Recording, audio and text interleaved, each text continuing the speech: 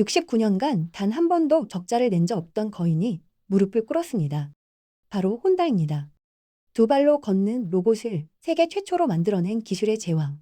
그 혼다가 어쩌다 한 해에 6조 원이 넘는 돈을 잃었을까요? 2026년 봄 사장은 창자가 끊어지는 심정이라며 고개를 숙였고 주력 전기차 개발은 전면 중단됐습니다. 흥미로운 건 같은 시기 똑같은 폭풍을 맞은 또 다른 자동차 회사는 오히려 역대급 실적을 찍었다는 겁니다. 이 엇갈린 운명의 진짜 원인 함께 알아보도록 하겠습니다. 2026년 3월 혼다는 이날 충격적인 숫자를 발표했습니다. 연간 적자 6조 4천억 원. 혼다가 창사 이래 그리고 본격적으로 자동차 시장에 뛰어든 이후 무려 69년 만에 처음 겪는 굴욕적인 적자였습니다. 더 무서운 건 이게 끝이 아니라는 점이었습니다.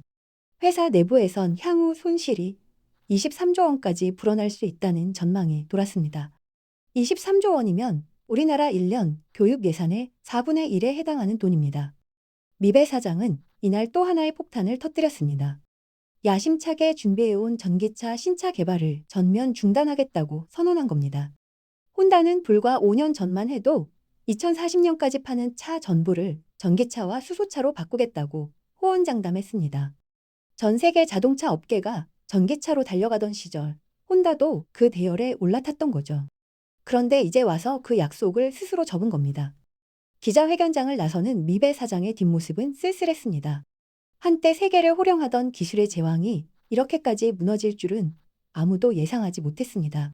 사람들은 고개를 갸웃거렸습니다. 혼다가 대체 무슨 실수를 한 걸까? 답을 찾으려면 시간을 조금 되돌려야 합니다. 2000년 전 세계를 깜짝 놀라게 한 로봇 하나가 등장했습니다. 그 로봇의 이름은 아시모였습니다. 2000년 혼다는 세계 최초로 두 발로 걷는 인간형 로봇을 공개했습니다. 키 130cm, 몸무게 54kg. 초등학생 최고의 이 로봇은 계단을 오르내리고 사람과 악수하고 심지어 춤까지 췄습니다. 전 세계가 열광했습니다. 당시 애플이 아이팟으로 주목받던 시절이었는데 기술 혁신의 아이콘으로 아시모를 꼽는 사람도 많았습니다. 혼다는 단순히 자동차를 잘 만드는 회사가 아니었습니다. 미래를 먼저 보는 회사였습니다. 아시모의 인기는 대단했습니다. 각국 정상들 앞에서 시연회를 열었고 디즈니랜드에서 공연도 했습니다. 혼다는 20년 넘게 이 로봇을 개발하며 업그레이드를 거듭했습니다. 2011년에는 달리기까지 가능해졌고 수화로 대화하는 기능도 추가됐습니다. 사람들은 곧 로봇이 집안일을 돕고 공장에서 일하는 시대가 올 거라 믿었습니다. 그런데 2018년 뜻밖의 소식이 들려왔습니다. 혼다가 아시모 개발을 전면 중단한다고 발표한 겁니다. 이유는 단순했습니다. 돈이 안 됐기 때문입니다. 아시모는 멋졌지만 당장 팔아서 수익을 낼 수 있는 물건이 아니었습니다. 혼다 경영진은 지금 당장 돈 되는 사업에 집중해야 한다며 로봇 연구팀을 해산시켰습니다. 20년 넘게 쌓아온 기술과 노하우가 창고 속으로 들어갔습니다. 당시엔 이 결정이 크게 주목받지 못했습니다. 전기차 시대가 열리고 있었고 자동차 회사들은 배터리와 모터 개발에 정신이 없었으니까요. 혼다도 마찬가지였습니다. 로봇 대신 전기차에 올인하기로 한 것. 하지만 이 선택은 훗날 되돌릴 수 없는 결과를 낳습니다. 혼다가 아시모를 포기한 바로 그 시점, 지구 반대편에서는 정반대의 결정을 내린 사람이 있었습니다. 그 정반대의 결정은 잠시 후에 살펴보겠습니다. 먼저 혼다가 아시모 대신 무엇을 선택했는지부터 봐야 합니다. 혼다가 로봇을 접고 올인한 건 전기차였습니다. 2021년 혼다는 전 세계를 향해 선언했습니다. 2040년까지 우리가 파는 모든 차를 전기차와 수소차로 바꾸겠다. 당시 분위기를 떠올려 보면 이해가 됩니다. 테슬라가 자동차 시장을 뒤흔들고 있었고 각국 정부는 휘발유차 판매 금지 시점을 앞다퉈 발표했습니다. 전기차가 아니면 살아남을 수 없다는 공포가 업계를 휩쓸었죠. 혼다는 진심이었습니다. 천문학적인 돈을 전기차에 쏟아부었습니다. 전기차 전용 뼈대를 새로 설계하고 배터 공장을 짓고 전문 인력을 대거 뽑았습니다. 기존에 잘 팔리던 휘발유차와 하이브리드 차는 뒷전으로 밀렸습니다. 회사의 모든 힘이 전기차 한 곳에 몰렸습니다. 처음엔 잘 굴러가는 듯 했습니다. 전기차를 사겠다는 사람들이 줄을 섰으니까요. 하지만 이 열기는 오래가지 않았으니 2023년부터 이상한 조짐이 나타났습니다. 전기차 판매 증가세가 갑자기 꺾인 겁니다. 전문가들은 이걸 캐즘이라고 불렀습니다. 새 기술에 열광하는 초기 팬들이 다 사고 나면 일반 소비자들은 망설인다는 뜻입니다. 충전소가 부족하고 가격은 비싸고 배터리 수명도 걱정되니까요. 혼다는 당황했습니다. 공장은 이미 전기차 체제로 바뀌어 있었습니다. 쏟아부은 돈은 돌이킬 수 없었습니다. 그런데 차가 안 팔리니 적자가 눈덩이처럼 불어났습니다. 엎친 데 덮친 격으로 바다 건너 미국에서 더 나쁜 소식이 날아왔습니다. 미국발 악재는 백악관에서 시작됐습니다. 2025년 트럼프 대통령이 다시 백악관에 입성했습니다. 그는 취임하자마자 자동차 업계를 뒤흔드는 정책을 쏟아냈습니다. 먼저 외국산 자동차에 높은 관세를 매겼습니다. 수입차 가격이 갑자기 뛰었습니다. 혼다처럼 미국에 차를 많이 파는 회사에겐 청천벽력이었습니다. 더 치명적인 건 그 다음이었습니다.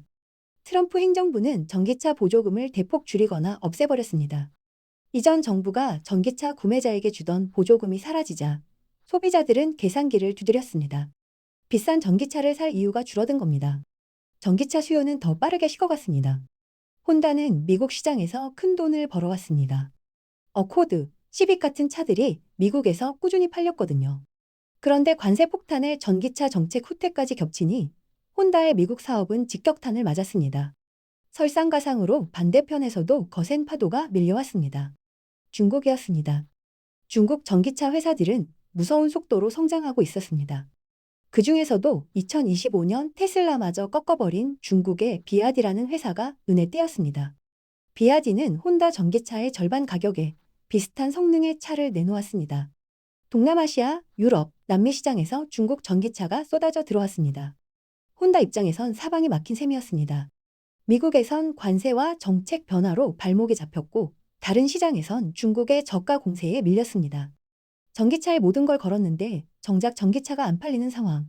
이걸 업계에서는 퍼펙트 스톰이라고 불렀습니다. 모든 악재가 한꺼번에 몰아친 최악의 폭풍이란 뜻입니다. 그런데 이상한 점이 있습니다. 이 폭풍은 혼다만 덮친 게 아니었습니다. 똑같은 악조건이 다른 자동차 회사에도 닥쳤습니다. 그런데 어떤 회사는 오히려 역대 최고 실적을 냈습니다. 역대 최고 실적을 낸 그 회사는 현대차였습니다. 잠깐 정리해 보겠습니다. 전기차 수요 급감, 트럼프의 관세 폭탄, 중국의 저가 공세. 이 세 가지 악재는 전 세계 자동차 회사에 똑같이 닥쳤습니다. 혼다만 맞은 불운이 아니었습니다. 그런데 2025년 실적표를 보면 고개가 갸우뚱해집니다. 혼다는 6조 원 넘는 적자를 냈는데 현대기아차는 오히려 역대급 이익을 기록했거든요. 같은 폭풍인데 왜 결과가 이렇게 다를까요?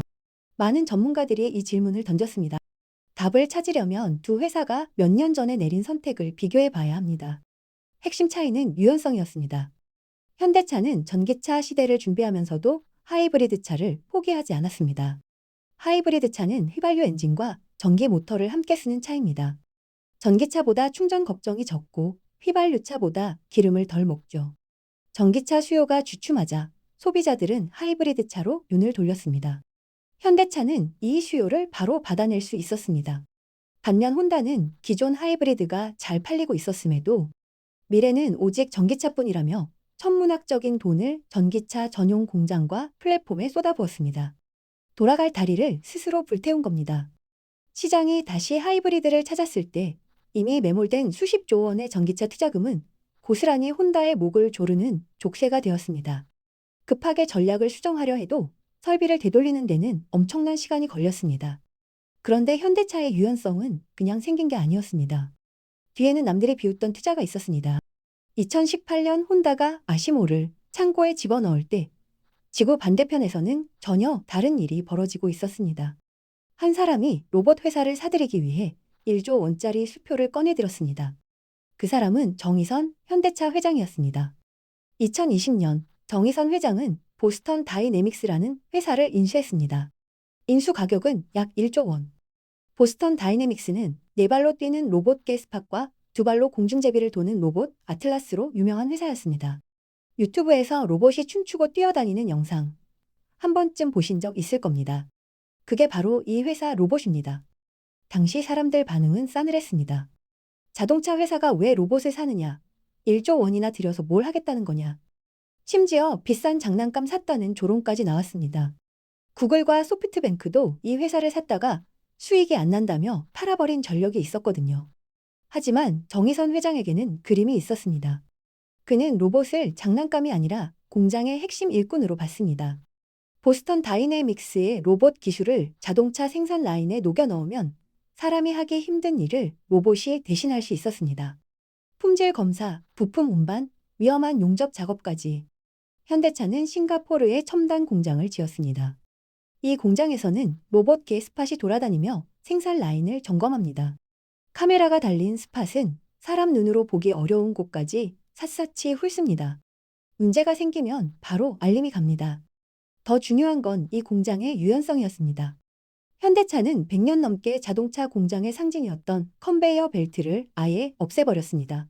대신 타원형의 작은 방, 이른바 셀에서 로봇들이 차를 조립합니다. 소프트웨어 명령어 하나만 입력하면 이 방에서는 오전에 전기차를 찍어내고 오후에는 하이브리드를 조립할 수 있습니다. 혼다가 그토록 부러워할 마법 같은 홀류 생산 능력이었습니다. 과거에 버린 기술이 경쟁사의 무기가 된 셈입니다.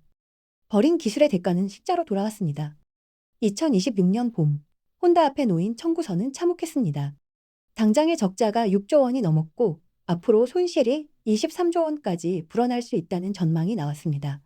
23조 원이면 서울 지하철 1호선부터 9호선까지 전체를 새로 깔고도 남을 돈입니다. 혼다는 이 돈을 전기차에 쏟아부었지만 정작 팔 차가 없었습니다. 문제는 공장이었습니다.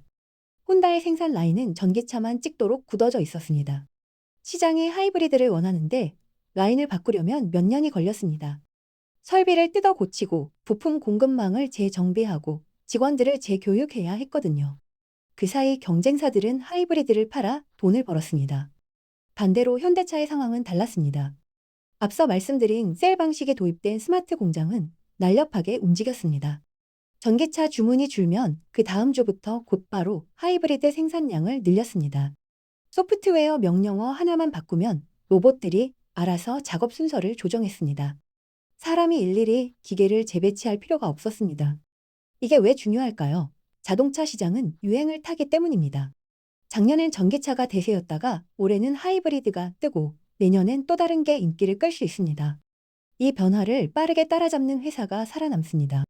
현대차는 그 능력을 갖췄고 혼다는 갖추지 못했습니다. 결국 차이는 단순했습니다. 한쪽은 미래 기술을 비용이라 생각해버렸고 다른 쪽은 투자라 생각해 품었습니다.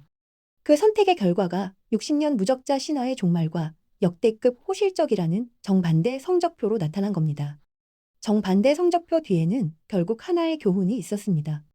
혼다는 한때 미래를 가장 먼저 보는 회사였습니다. 세계 최초로 두발 로봇을 만들고 누구보다 일찍 친환경차를 고민했습니다. 하지만 어느 순간 혼다는 미래를 보는 눈을 접었습니다. 당장 돈이 안 된다는 이유로 로봇을 창고에 넣었고 시장 유행에 휩쓸려 전기차 하나에 모든 걸 걸었습니다. 문제는 미래가 한 방향으로만 오지 않는다는 점이었습니다. 전기차 시대가 올 거라 확신했지만 그 속도와 경로는 아무도 몰랐습니다. 충전소 부족, 배터리 가격, 정부 정책, 소비자 심리, 수많은 변수가 얽혀 있었습니다.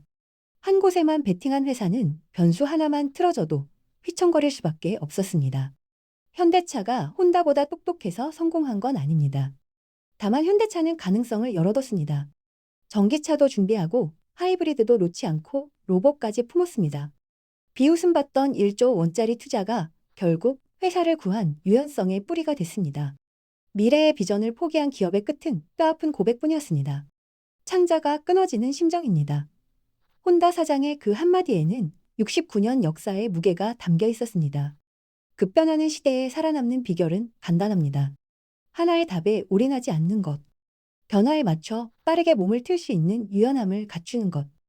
혼다의 몰락과 현대차의 도약은 이 단순한 진실을 숫자로 증명했습니다. 똑같은 폭풍 속에서 완전히 엇갈린 두 기업의 운명. 여러분은 어떻게 보셨나요? 오늘 영상이 유익하고 재밌으셨다면 구독과 좋아요 부탁드리겠습니다. 시청해주셔서 감사합니다.